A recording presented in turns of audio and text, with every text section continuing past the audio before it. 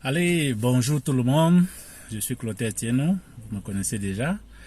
Euh, je me vante comme un fervent défenseur du learning by doing et de l'éducation non formelle.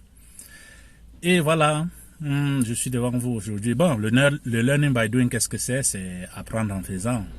C'est-à-dire, vous apprenez en vous jetant dans l'eau. Vous apprenez à nager en vous jetant dans l'eau. Je ne sais pas nager, hein, donc ça veut dire... Mais je n'ai pas encore eu le courage de me jeter dans l'eau, les gars. Mais c'est quand même une leçon. Je vais apprendre à nager. Ça, c'est une promesse. Et voilà. Aujourd'hui, nous allons parler de quelques notions, de petites notions en fait, que nous savons déjà certainement. Je ne vais pas vous apprendre quelque chose de nouveau. Et voilà, nous sommes en fin d'année 2021, nous allons commencer l'année 2022, mais comment chacun parle d'évaluation et d'analyse de ce qui s'est passé, ben, comment allons-nous analyser notre année, quels outils devons-nous utiliser pour analyser notre année. Ben, je ne vais pas vous livrer les secrets des grands livres, je ne suis pas écrivain moi, je ne suis non plus lecteur, mais je suis quelqu'un qui vit par la pratique, qui apprend par la pratique, parce que c'est là où beaucoup de choses se passent, et ce qu'on écrit dans les livres, c'est généralement le livre, ou bien c'est généralement une histoire, une partie d'une histoire racontée. Je préfère vous la raconter en live, parce que ça c'est mon expérience aussi.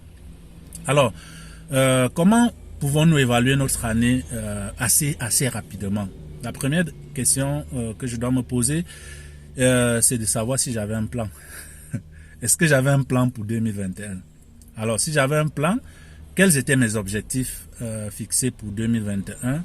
Quels résultats je prétendais avoir pour l'année 2021? Quels outils j'avais prévu utiliser, ou bien quels canaux j'avais prévu utiliser pour atteindre ces objectifs et pouvoir rendre ces résultats? Maintenant, est-ce que je les ai atteints, ces résultats? Exemple d'objectif, réussir à mon examen de BEPC ou à mon examen de CEP ou à mon examen de baccalauréat. Est-ce que je l'ai obtenu? Oui ou non? C'est simple. Pourquoi je ne l'ai pas obtenu? Je recherche dans ces archives. Alors, toutes ces questions-là, c'est très simple. Hein? Parfois aussi, vous avez fixé des objectifs sans l'écrire, mais je vous propose d'avoir généralement un bloc-notes. Je n'ai pas celui, le mien, je n'ai pas celui de 2021 ici, mais 2021, je l'ai achevé dans mon cahier. Ça, c'est mon cahier où je prends toutes mes notes, si vous pouvez voir. Mais pour 2022, en espérant que je vais suivre, il est où là? Je vais vous montrer, hein. Pour 2022, voilà. Je l'ai acheté, mon bloc-notes 2022. À cause de la caméra en envers, vous allez bien voir que c'est 2022. Alors, achetez un bloc-notes comme celui-là, avec des dates, des jours et tout, votre calendrier. Ce bloc-notes va vous permettre de noter beaucoup de choses pour l'année qui vient. Alors, mais aujourd'hui, nous ne parlons pas encore de 2022, nous analysons 2021. 2021 en train de finir. Si vous n'avez pas eu de bloc-notes, si vous n'avez pas pris note de votre année, de vos objectifs, ainsi de suite, vous l'avez dans la tête, il est temps pour vous de le mettre sur papier. C'est-à-dire sur un papier, une face, vous mettez les objectifs que vous vous étiez fixés, même si c'était dans vos têtes. Quelles étaient mes idées pour 2021? Qu'est-ce que je voulais atteindre comme objectif pour 2021? Vous les écrivez. Vous tournez l'autre page du papier. Ces objectifs-là, est-ce que je les ai atteints ou pas? Qu'est-ce que j'ai réellement fait pour atteindre ces objectifs-là? Vous énumérez tout ce que vous avez fait pour les atteindre. Quelles ont été mes difficultés? Vous notez ces difficultés. Et quels ont été les points positifs en fait? Ou bien quels ont été d'abord ces choses que j'ai atteintes et comment je les ai atteintes? Comment j'ai fait pour les atteindre? Vous les notez aussi. Quels ont été les points positifs de ma façon de faire, ainsi de suite. Donc, ça vous permet d'avoir plus ou moins une idée de ce que vous avez fait, de ce que vous avez réalisé en 2021. Mais n'oubliez pas d'ajouter une autre chose qui sont ces objectifs ou bien ces choses que vous avez faites qui n'étaient pas planifiées. Parce que très souvent, ça occupe pratiquement peut-être 40, même 30, 40, 50%, ça dépend vraiment de comment votre année a été. Il y a beaucoup de choses que nous réalisons que nous n'avons pas planifiées en cours de route, qui nous permettent même de replanter déjà l'année qui vient, sans nous en rendre compte. Mais comme nous n'écrivons pas, nous ne pouvons pas avoir ça en tête, en présence d'esprit. Et très souvent, nous nous lamentons en fin d'année que je n'ai pas pu atteindre mes objectifs, je n'ai pas pu atteindre ceci. Mais vous savez, il y a des objectifs qu'on ne peut pas atteindre directement en un an. Il y a des objectifs qui seront atteints dans 3 ans, 4 ans. Mais si vous n'êtes pas conscient de ce que vous êtes en train de faire maintenant, cette année, pour atteindre ces objectifs-là, vous n'allez même pas savoir que vous êtes en train d'évoluer vers l'atteinte de vos objectifs. Et vous allez vous lamenter. Peut-être en cours de route, vous allez vous décourager. Oui, vous allez vous décourager disant, mais je n'ai rien pu faire par rapport à mes objectifs, ainsi de suite. Alors, écoutez, si je me mets dans un garage pour apprendre la mécanique, je ne l'apprends pas en 2 jours. C'est-à-dire, je ne commence pas et j'apprends. Ça veut dire, si mon objectif c'était de sortir mécanicien, j'ai peut-être pour 2-3 ans, ça dépend de mon niveau, de mon aptitude à apprendre rapidement, ça dépend de l'aptitude de mes professeurs à m'enseigner de manière efficace, ça dépend de la réalité, si je suis en mode beaucoup plus cours théorique et après cours pratique, ou bien si je suis en mode pratique directement, je vous ai dit j'apprends en faisant, donc je préfère quelqu'un qui se met dans un garage et il apprend. Là-bas, vous apprenez plus rapidement et une fois à la maison, vous lisez un peu de théorie. Donc, vous ne pouvez pas apprendre à être mécanicien, vous ne pouvez pas devenir mécanicien en 2 jours. Vous ne pouvez pas planter le maïs aujourd'hui et récolter maintenant. Non, c'est pas possible. Ça veut dire que vous devez être en mesure, par exemple, nos mamans au village savaient, tel mois, je dois labourer, tel mois, je dois s'aimer, tel mois, je dois sacler, tel mois, je dois resacler, tel mois, je dois mettre des engrais et tel mois, je dois contrôler peut-être s'il y a des attaques, des insectes, des pourritures, ainsi de suite. Nos mamans ou nos papas au village savaient ça dans leur champ. Pourquoi nous, aujourd'hui, nous sommes grands et nous ignorons cette petite technique-là? Donc, les gars, prenez ces bouts de papier, relevez tout cela. Soyez attentifs à ce que vous avez pu réaliser. Ça vous permet déjà d'évaluer votre année. Ça, c'était l'évaluation de votre année. Comment ça s'est passé? Est-ce que vous avez pu remplir vos objectifs? Est-ce que vous êtes sur la bonne marche? Ainsi de suite. Et après, il y a une autre évaluation. C'est votre évaluation personnelle. Vous-même, vous êtes à quel niveau? Qui êtes-vous? C'est où on fait appel à l'outil qu'on appelle le SWOT. Strength, Weaknesses, Opportunity and Threat. FOFOM en français, force, faiblesse, opportunité et menace. C'est tout un document, on fait ça en termes de cadre, mais je vous livre mon secret. Prenez 4 papiers A4. Sur un papier, vous écrivez toutes vos forces. Sur un second papier, vous écrivez vos faiblesses. Sur un troisième papier, vous écrivez les opportunités. Sur un autre, vous écrivez les menaces. Mettez en tête que forces, faiblesses sont tous ceux qui viennent de vous, de l'interne. C'est interne à vous, totalement. Je suis fort en quoi? J'ai telle connaissance, je parle plusieurs langues, ainsi de suite. Vous listez ça.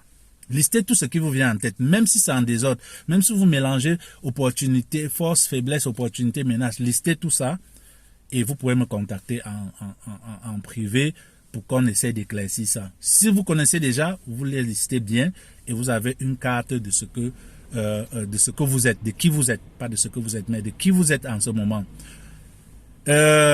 Force, faiblesse, c'est tout ce qui vient de l'intérieur de vous.